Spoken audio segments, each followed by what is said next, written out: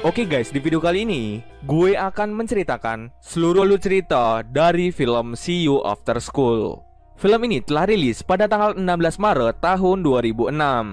Di dalam film ini bercerita tentang seseorang bernama Gongdal yang dicap sebagai orang yang tidak pernah beruntung. Dirinya selalu saja mendapatkan kesialan. Bahkan dirinya sering pindah-pindah sekolah dikarenakan kesialan yang selalu datang kepadanya. Bagaimanakah kisah selanjutnya? Yuk kita masuk saja ke ceritanya guys. Film ini diawali dengan memperlihatkan seorang pria bernama Nam Gongdal, atau kita panggil saja Gongdal. Dia adalah seseorang yang selalu mendapatkan kesialan di sepanjang hidupnya. Saat dirinya keluar dari rumah, ia secara tidak sengaja melihat anak kecil yang memberikan cat pilox kepadanya. Namun Gongdal sangat terkejut ketika mengetahui bahwa si bocah tadi mencoret-coret mobil orang. Di saat yang sama, pemilik mobil datang dan mengira Gongdal lah yang mencoret-coret mobil miliknya. Alhasil Gongdal dikejar oleh mereka semua. Keesokan harinya, Gongdal ingin pergi ke sekolah yang baru menggunakan kereta. Di saat ingin masuk ke dalam, rambut Gongdal terjepit oleh pintu. Alhasil dirinya tidak bisa bergerak untuk mencari tempat duduk. Di saat yang sama, Gongdal bersin tepat mengenai seseorang yang bernama Jonte. Dia adalah penguasa di sekolah SMA Yonseng. Karena dirinya marah, ia langsung menarik Jonte hingga rambutnya menjadi pita. Baru saja masuk ke sekolah yang baru, dirinya sudah dibully lagi. Lalu di sekolah, saat dirinya menjadi kiper, salah satu temannya mendorong Jonte hingga terjatuh. Demi mendapatkan teman, Gongdal melakukan hal yang sama seperti temannya. Alhasil dirinya pun dipukul dan dibully habis-habisan. Lalu Gongdal pergi ke dokter yang mencoba menangani kesialan yang selalu dialami Gongdal. Mereka semua bingung mengapa Gongdal selalu saja mendapatkan kesialan di dalam hidupnya. Para dokter lalu mencoba untuk mengetes seberapa sialnya si Gongdal dengan cara menggunakan 40 not piano, di mana salah satu not akan dialiri listrik. Awalnya Gongdal masih bisa menghindarinya, tapi untuk kedua kalinya ia malah tersetrum. Para dokter yang menyaksikan langsung hanya bisa tertawa. Tes berikutnya yaitu terdapat 100 butir telur yang dimana satu telurnya masih mentah atau belum matang. Namun di sini Gongdal bisa melewati tes itu dengan mulus. Lalu Gongdal memutuskan untuk kembali karena besok dirinya akan pergi ke sekolah. Rencananya Gongdal akan mencari teman baru di sekolahannya itu. Sedikit informasi, Gongdal sudah beberapa kali pindah sekolah akibat pembulian yang selalu didapatkannya. Keesokan harinya, Gongdal siap untuk berangkat ke sekolah. Ibunya sudah menyiapkan uang agar jika dirinya dipala atau dibully, uang itu bisa diberikan ke orang yang membuli. Sesampai di sekolah, dirinya melihat Jonte. Karena takut dipukul lagi, akhirnya Gongdal diam-diam melewatinya. Namun ia malah tertabrak oleh seseorang yang ternyata dia adalah teman lama yang pernah dibully juga. Dia langsung pergi menghindari Gongdal. Ketika sudah di kelas, Gongdal mencoba untuk memperkenalkan dirinya di depan kelas. Ternyata temannya tadi yang ditabrak satu kelas dengan Gongdal. Dia bernama Yonsung. Yonsung dulu pernah satu sekolah dengan Gongdal. Namun nasib mereka di sekolah lama terus dibully habis-habisan. Itulah kenapa Yonsung keluar dari sekolah lama dan memilih pindah ke sekolah yang baru. Dan disinilah Yonsung bertemu lagi dengan Gongdal. Gongdal menanyakan kepada Yonsung kenapa dirinya tidak dibully di sekolah ini. Yonsung kemudian memberikan tips dan trik agar Gongdal tidak dibully lagi, di mana Yonsung menyuruh Gongdal membuat masalah dengan orang yang lebih lemah dari dirinya. Nah, ketika orang-orang melihat Gongdal bertarung pada orang yang lebih lemah, maka mereka akan mengira bahwa Gongdal adalah orang yang kuat. Cara itu terbukti ampuh dan sudah dipraktikkan langsung oleh Yonsung. Makanya tidak ada lagi yang berani membuli Yonsung. Lalu Gongdal melihat 3 orang yang sedang mengganggu seorang wanita. Pada akhirnya Gongdal langsung menargetkan orang itu karena ia mengira mereka adalah orang yang lemah yang hanya bisa mengganggu seorang wanita. Ketika Gongdal menghampirinya, tiba-tiba orang di sekelilingnya diam seketika. Si wanita lalu berkata bahwa Gongdal merupakan murid baru. Ingat dengan tips yang diberikan Yonsung, akhirnya dirinya membentak dan akan mengancam mereka semua. Tapi keadaan malah menjadi sebaliknya. Mereka akan menunggu Gongdal di atap sepulang sekolah untuk bertarung 1 lawan 1. Lalu Yonsung menceritakan siapa mereka sebenarnya. Dia bernama Jaigo yang merupakan penguasa tertinggi di sekolah ini. Tidak ada yang berani dengan dia. Ia memiliki banyak sekali pengikut. Mendengar hal tersebut, Gongdal merasa ketakutan setengah mati. Lalu Gongdal meminta saran kepada Yonsung bagaimana agar mereka bisa melepaskan dirinya. Lalu Gongdal ingat uang yang diberikan oleh ibunya sebesar 100.000 won atau kurang lebih 1,3 juta. Yeonsung merasa tidak yakin bahwa Jae-gu bisa disogok dengan nominal yang kecil. Ketika sedang di kamar mandi, Gongdal melihat dengan jelas bahwa Jae-gu memukul seseorang yang culun. Dia juga mencoba menyogok dengan memberikan 100.000 won kepada Jae-gu. Namun hal itu ternyata sia-sia, malah si culun dipukul sampai babak belur. Gongdal pun sadar bahwa uang 100.000 won tidak ada apa-apanya bagi Jae-gu. Lalu Yeonsung mengajak Gongdal kepada seseorang yang sangat pintar membuat alasan agar Gongdal bisa pulang lebih cepat. Ia mencoba membuat mata Gongdal menjadi memerah. Tak lupa, ia juga memberikan susu basi kepadanya sebagai senjata pamungkas. Ketika Gongdal melapor ke guru dan memberikan alasan bahwa matanya bisa menular ke orang lain, si guru pun menganggap bahwa itu hanyalah sakit yang biasa dan tidak dapat menularkan kepada orang lain. Rencana Gongdal untuk pulang lebih cepat ternyata gagal. Lalu mereka memiliki rencana lain di mana mereka akan mulai membayar petinju profesional yang ada di sekolah ini untuk menyingkirkan Jae-gu. Namun petinju itu hanya mau melakukan tugasnya jika ia dibayar dengan jumlah 200.000 won. Lalu Gongdal memiliki ide untuk mencuri uang milik teman sekelasnya. Setelah mendapatkan uangnya, barulah Gongdal dan juga Yeonsung membayar petinju tersebut. Setelah selesai dengan petinju, Yeonsung memberikan susu basi yang akan membuat sakit perut. Itu semua bertujuan agar Jae-gu tidak fokus dalam bertarung nantinya. Di saat yang sama, barulah si petinju datang untuk menantang Jae-gu. Ketika Jae-gu ingin meminum susunya, tiba-tiba petinju itu langsung mengambilnya dengan paksa dan langsung meminumnya. Jae-gu dengan cepat langsung menerima tantangan yang diberikan. Ketika pertarungan akan dimulai, Jae-gu dengan curang, di mana dia memakai knuckle di balik sarung tinjunya. Pertarungan pun dimulai antara Jae-gu dengan petinju profesional.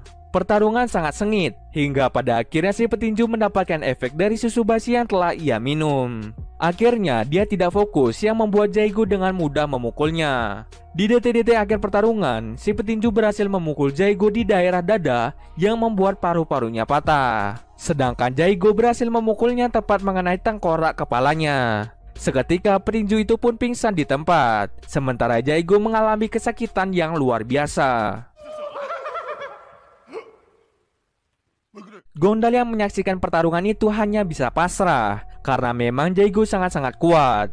Di saat yang sama, tiba-tiba orang yang pernah memukulnya di kereta bernama Jontae yang ada di awal cerita tadi melihat Gongdal dan langsung mengejarnya.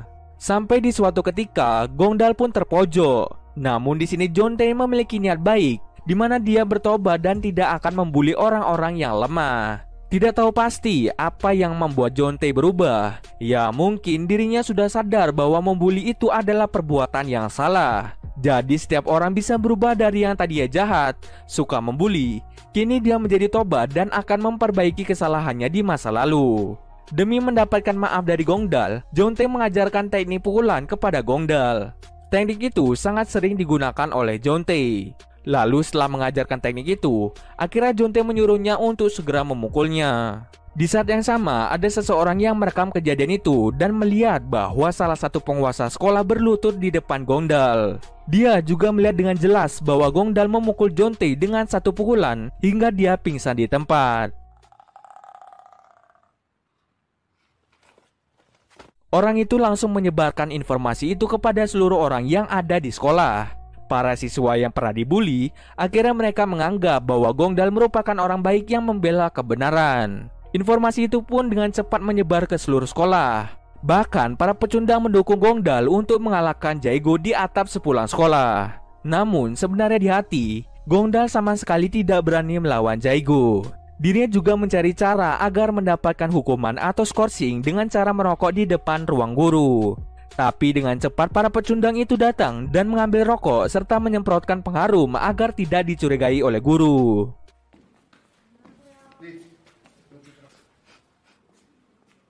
Di jam pelajaran, temannya secara tidak sengaja membuat kesalahan yang membuat gurunya memukul si murid ini. Karena muak, dengan cepat Gongdal langsung menghentikan itu semua. Gongdal berkata dengan nada tinggi bahwa setiap manusia pasti memiliki kesalahan dan memukulnya adalah cara yang salah.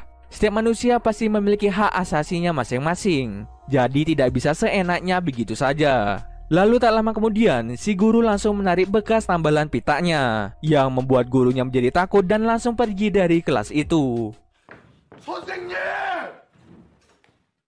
Semua orang langsung memeluk Gongdal karena mengira bahwa ia adalah penyelamat bagi orang-orang yang lemah. Ada salah satu wanita yang melirik Gongdal. Dia bernama Choi Min yang pernah diganggu oleh Jae-gu. Anak buah dari Jae-gu juga sangat takut kepada Gongdal karena mereka mengira bahwa Gongdal berani melawan siapapun. Ketika Gongdal ke kamar mandi, orang-orang sangat takut kepadanya. Tiba-tiba ada seseorang yang mengajak Gongdal ke suatu tempat dengan alasan dipanggil oleh guru. Ternyata dia membawa Gongdal untuk menjebaknya, di mana Gongdal akan dikepung oleh bawahan dari Jae-gu. Di tempat lain, sekelompok pecundang mengira bahwa Gongdal merupakan orang jahat yang sama seperti Jae-gu. Alhasil mereka pun mengikutinya dan bertemulah antara bawahan Jae-gu dan sekelompok pecundang.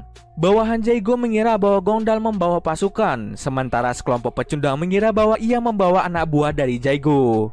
Terjadi selisih paham antara mereka. Pada akhirnya mereka tawuran dan Gongdal berhasil mematikan lampu yang membuat ruangannya menjadi gelap. Kesempatan itu diambil oleh Gongdal untuk melarikan diri dari tempat itu. Gongdal lalu mencari orang yang sudah menjebaknya tadi. Lalu dia sangat terkejut karena ia mengira Gongdal berhasil mengalahkan bawahan dari Jae-gu. Dengan cepat, Gongdal menghentikan pembulian yang dilakukannya dan menyuruhnya untuk membelikan minuman. Akhirnya Gongdal pun berteman dengan si gendut yang bernama Cheng-jo. Di tempat lain, bawahan Jae-gu babak belur. Dia bercerita bahwa ini semua adalah ulah dari Gongdal. Gongdal telah mengalahkan semua anak buah dari Jae-gu. Padahal yang sebenarnya terjadi, Gongdal hanya melarikan diri dari tempat itu. Bawahannya menyuruh Jae-gu untuk tidak melawannya di atap nanti, karena mereka tahu Gongdal adalah orang yang sangat-sangat kuat.